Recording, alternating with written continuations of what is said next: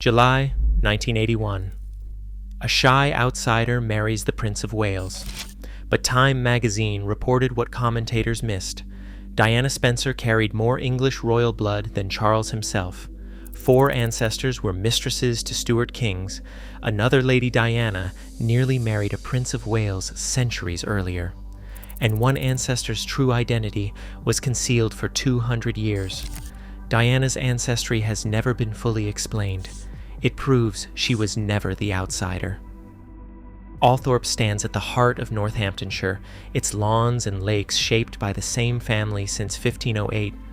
For over 5 centuries, the Spencers have called this estate home, a rare continuity in English history. Their story is woven into the fabric of the monarchy itself. Burke's Peerage, the gold standard for British genealogy, once described the Spencers as stiff with royal connections. The phrase lingers, a quiet reminder that this was no ordinary aristocratic family.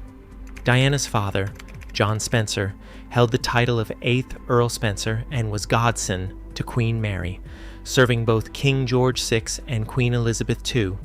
Her grandmother, Lady Fairmoy, attended the Queen Mother as lady-in-waiting, while her brother Charles became godson to Queen Elizabeth II herself. These are not the marks of outsiders, but of a family long at the center of royal circles. In April 1981, as headlines buzzed about a fairy tale romance, Time magazine reported a detail that most missed. Diana Spencer, soon to become Princess of Wales, had more English royal blood in her veins than does Prince Charles. The article pointed directly to the source: centuries of intermarriage, noble alliances, and most strikingly, a network of royal connections built not just through official marriages, but through lines the history books once called illegitimate. Every generation at Althorp added another chapter to this story, each deed and title preserved in the estate's records. The myth of Diana as a shy commoner fades against the weight of these facts. Her ancestry, anchored in Althorp's unbroken chain, offers a different picture. Not an outsider entering the royal family, but a woman whose bloodline was already deeply entwined with the crown. 3 centuries before Diana's birth, the court of Charles II was a stage for intrigue and scandal.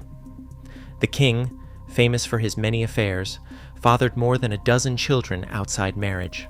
Diana's bloodline runs through not 1, but 2 of those sons. The first, Henry Fitzroy, Duke of Grafton, was born in 1663 to Barbara Villiers. Fitzroy's daughter, Isabella, married into the Spencer family, bringing the king's blood into Althorp's line. The second, Charles Lennox, Duke of Richmond, was born in 1672 to Louise de Keroualle, a French noblewoman. His descendants joined the Spencer-Churchill branch, which later merged back into the main Spencer line, tightening the family's Stuart ties. But the web stretches further. James Scott, Duke of Monmouth, was Charles II's eldest and most ambitious illegitimate son, born to Lucy Walter. Monmouth's line, though marred by rebellion and tragedy, also filtered into the Spencers through the marriage of his daughter, Anne Scott, to a branch that would eventually connect to Diana. The fourth thread belongs to Arabella Churchill, sister of John Churchill, who would become the first Duke of Marlborough. As mistress to James II, Arabella bore children who married into the English aristocracy. Through a sequence of alliances recorded in Burke's Peerage, her descendants entered the Spencer family tree. These 4 royal mistresses and the kings they loved are not distant footnotes, but direct contributors to Diana's heritage. The result is a family tree that carries the legacy of the Stuart court, not through official succession, but through the private bonds that shaped Britain's nobility. Each connection, once whispered about in corridors and salons, is now inscribed in the records of Althorp and in the DNA of its most famous daughter. In the late 18th century, another Spencer woman captured the imagination of Britain, Georgiana, Duchess of Devonshire. Born Georgiana Spencer in 1757, she entered society at 17 and soon married William Cavendish, the 5th Duke of Devonshire, a man more than a decade her senior. Georgiana's arrival at Devonshire House transformed the London scene. Her salons became magnets for the era's writers, politicians, and artists. Fashion followed her lead. Towering powdered hair, extravagant feathers, and daring gowns set the tone for an entire generation. She was, as one observer put it, the epicenter of all that was modish and desirable. But behind the dazzling public image, Georgiana faced private struggles that echo through time. Her marriage, marked by emotional distance and public scrutiny, left her searching for affection and meaning. Letters from the period reveal her battles with self-doubt and disordered eating, what modern medicine would call bulimia. Centuries later, Diana would speak openly about her own fight with the same illness, drawing a line of empathy across generations. Both women, adored by crowds and hounded by gossip, found themselves celebrated for their warmth and style, yet privately isolated.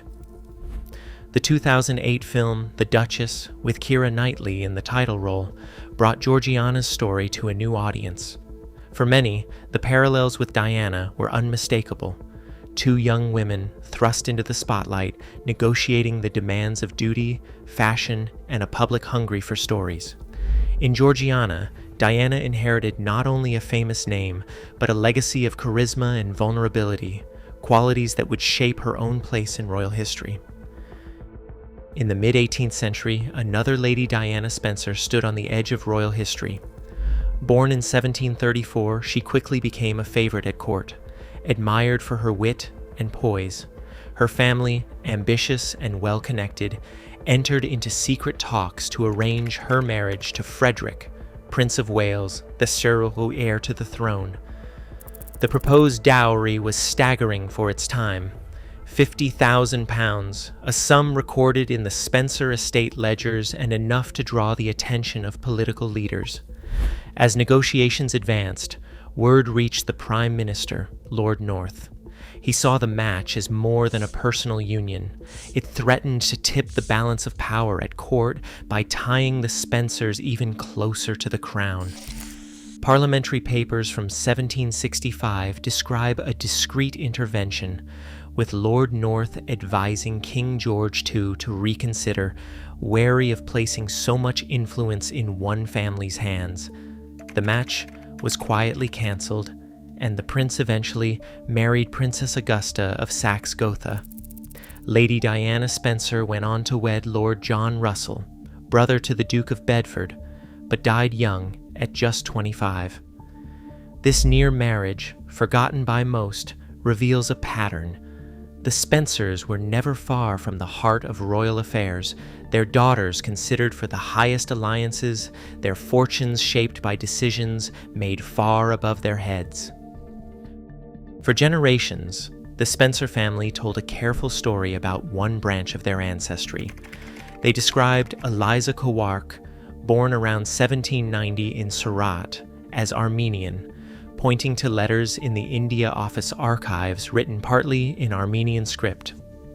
Eliza worked as a housekeeper for the Scottish merchant Theodore Forbes, and her presence in family records was always shrouded in ambiguity.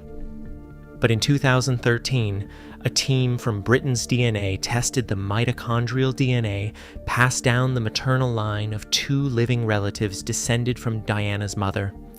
The result was unexpected. Haplogroup R30b, a genetic signature found almost exclusively in India and Nepal and virtually absent in Europe. Of the 14 people worldwide then known to carry R30b, 13 were from the Indian subcontinent. This finding overturned 2 centuries of family lore. Eliza Kowark, once described in family papers as Armenian, was in fact of Indian origin. Diana's aunt Mary Roach welcomed the news, saying she was delighted to learn of her Indian background. The discovery means that Prince William and his children carry this South Asian ancestry, a multicultural thread woven quietly into the fabric of the modern monarchy. Frances Elan Work, born in New York City in 1857, brought a new dimension to the Spencer family tree.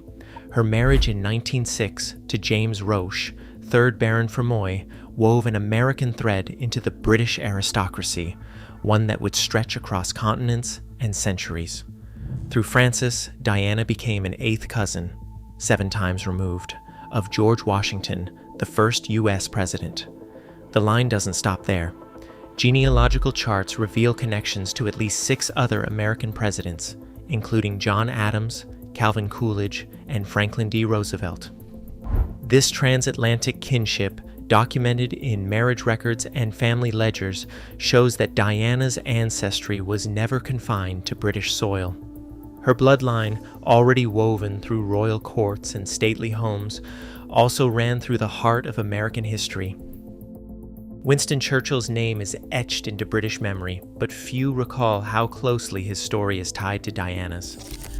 The Spencer and Churchill families became forever linked in 1811, when Charles Spencer, 3rd Earl Spencer, married Lady Anne Churchill, daughter of the 1st Duke of Marlborough. This alliance bound 2 dynasties that would shape the nation's fate for generations. Churchill, the wartime prime minister, drew his determination and sense of duty from both lines, Spencer resilience and Churchill ambition. Diana, through this same bloodline, inherited not just a famous cousin, but a legacy of national service. Her story, like Churchill's, stands at the intersection of aristocracy and public life, a reminder that the Spencer heritage has always belonged to Britain's wider history. Prince William stands on the threshold of a royal legacy unlike any before him. Through Diana, he inherits not only the blood of Charles II, passed down through lines once deemed illegitimate, but also the rare South Asian mitochondrial DNA of Eliza Kewark, carried by his mother and now by him. When William ascends the throne, he will become the first British monarch descended from Charles II and the first with confirmed Indian ancestry. Diana's ancestry, once hidden or overlooked, reshapes the royal succession and weaves a new, global thread into the fabric of the monarchy. Her story endures, quietly redefining what it means to be royal in the modern age. Diana's ancestry reminds us that while royal lineage is rarely simple and never static, as Prince William inherits both the throne and haplogroup R30b, the monarchy's story grows more global and complex. In history, as in family, the truth quietly reshapes what we think we know. Thank you for watching.